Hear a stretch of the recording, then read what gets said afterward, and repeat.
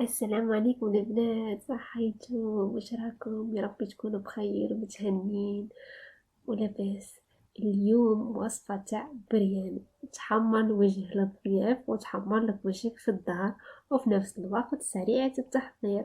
ساعة غير ربع الحكاية كلها ساعة غير ربع، وانتي حاطة الطبسي هذا لضيافك ولا لداركم فرحانة ووشك أحمر. ما استعملتش الرز البني هنايا خاطر الضيفة اللي كانت عندي ضمنت عليا الرز هذا، قالت لي ما ناكلش البني سحق الابيض. انا هذه درت برياني ابيض.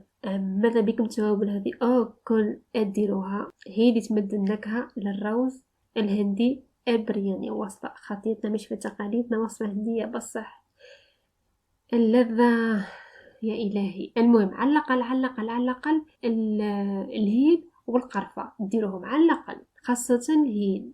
الروز يركب على الهيل، وهنايا طيبوه ينقص ساعة نص ساعة في معادي. وهنا طيبوه مش نص طياب، كثر شوية من نص ومش طياب كومبلي. من 10 دقائق يوجد. كي تنحي الحبة تبيها مازالت قاسية شوية، صفيه حطيه أبار. ومام طرا كي توجدي في اللاصوص تاعك اللي هي التوابل هذه، كل ماذا بيكم وكل ثاني ديروهم لوجه الله على وجه ربي.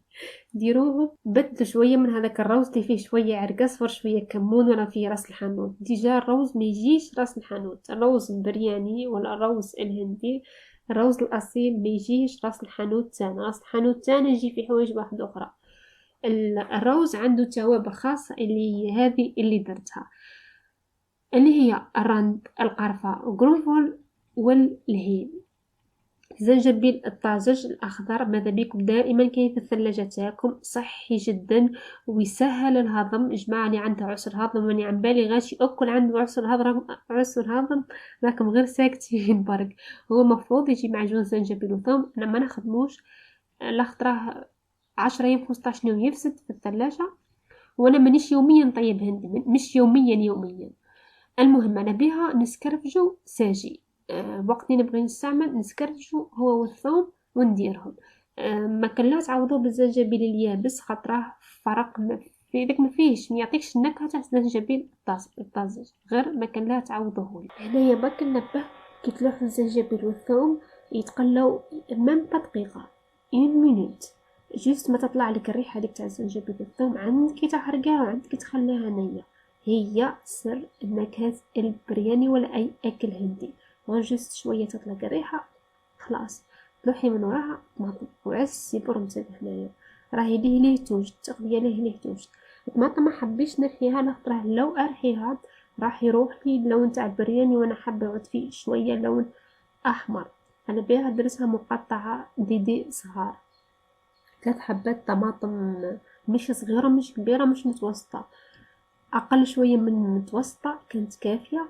الوصفة صراحة فيها البصل بصح أنا ما حبيتش نديرو لخطراه يجي مقلي. المهم كزبر زوز مغارف والكمون ربع مغرف. ما تخافوش من التوابل، مش راح يجيكم مر، بالعكس يعطي واحد النكهة راني عارفة بلي ما ذقتوهاش إلا في المطاعم، اللي كلا في المطاعم الهندية أكيد. بعد الطماطم هنايا والتوابل تلاحوا مع بعضهم، جست 5 دقائق على نار هادية، جست 5 دقائق كافية، متزيديش فوقها لخطراه من وراها رايحين نملحو كروفات. اليايورت ساعة درت يايورت تاع الشوفان، كنت خدمته في المنزل وما عجبنيش لخطراه جاني خفيف جدا. كنت حابة نحط لكم وصفة بس جاني خفيف، على بها ما حطيت. انتو استعملوا حليب جوز الهند، ما تديروش الحليب تاعنا لانه مضر بالصحه واحده، والثاني ما يعطيش نكهه لذيذه للاكل الهندي. اما ياورت ناتشور ياورت ناتشور تاع جوز الهند والا تاع الشوفان، اما حليب جوز الهند.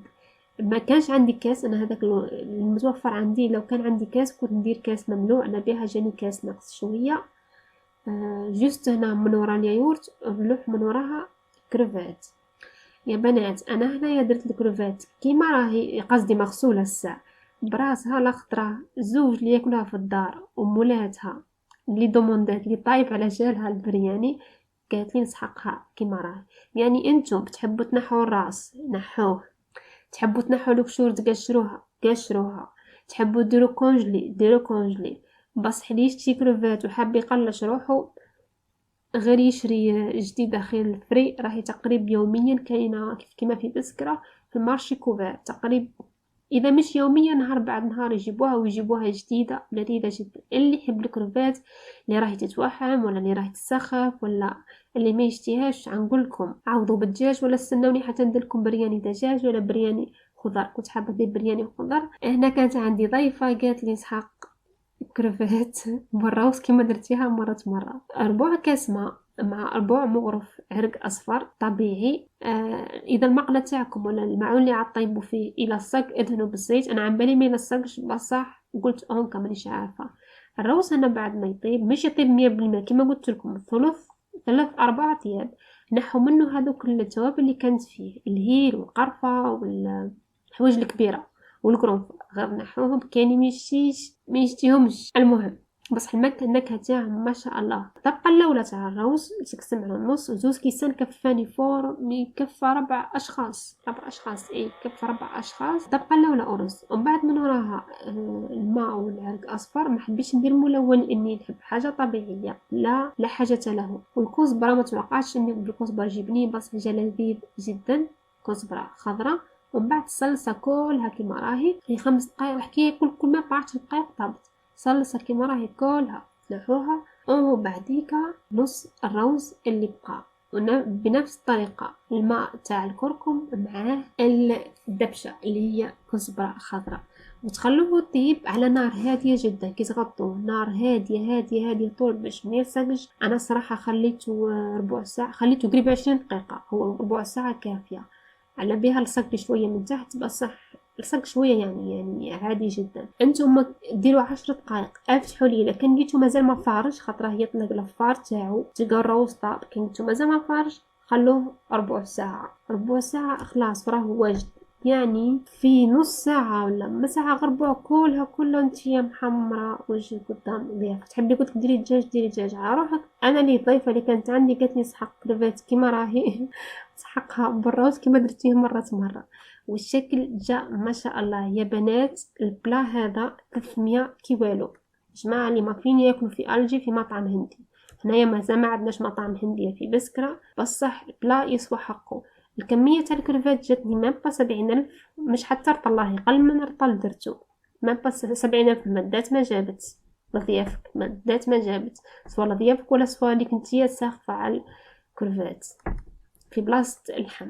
وهذا هي الطبق تاعي كان واجد. حاولوا ما تخلطوش ياسر غير هزوا بشويه بالمغرف هزوا بشويه. الشكل ما شاء الله حبه صفرة حبه شيني وحبه نص اصفر حبه ابيض جاء هايل. وتقدم مباشره للبنات. اذا عجبتكم الوصفه لايك بارطاجيو واعطوني رايكم اذا جربتوه لعشاق الروز. والسلام.